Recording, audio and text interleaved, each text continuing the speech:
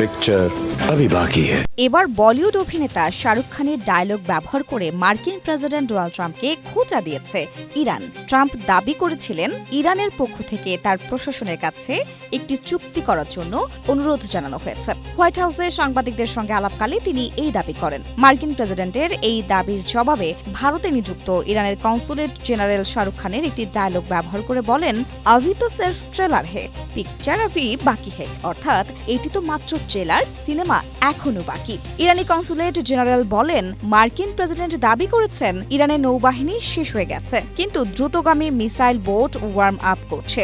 X হ্যান্ডেলে এক পোস্টে তিনি লিখেন, হরমুজ পারস্য উপসাগরের লাল মৌমাছি, দ্রুতগামী ক্ষেপণাস্ত্রবাহী বোটগুলি এখন প্রস্তুতি নিচ্ছে।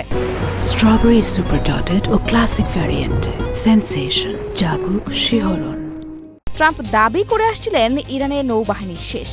এখন তিনি জানতে পারবেন কিভাবে এক ঝাঁক মৌমাছি খুব দ্রুত তাকে কাবু করে ফেলতে পারে। এদিকে পাকিস্তানে বৈঠকের আগ থেকেই যুক্তরাষ্ট্রের প্রতি পূর্ণ অনাস্থার কথা বলে আসছে ইরান। প্রথমবার বৈঠক ব্যর্থ হওয়ার পর যুক্তরাষ্ট্র চাচ্ছে ইরানের আস্থা পুনরুদ্ধার করতে। এ বিষয়ে মার্কিন ভাইস প্রেসিডেন্ট জেডি ভ্যান্স বলেন, যুক্তরাষ্ট্র এবং ইরানের মধ্যে ব্যাপক মাত্রায় আস্থার সংকট রয়েছে এবং তা এক রাতে দূর হবে না। তবে ইরান যুক্তরাষ্ট্রের সঙ্গে চুক্তিতে আসতে চায়, এটি খুবই ইতিবাচক।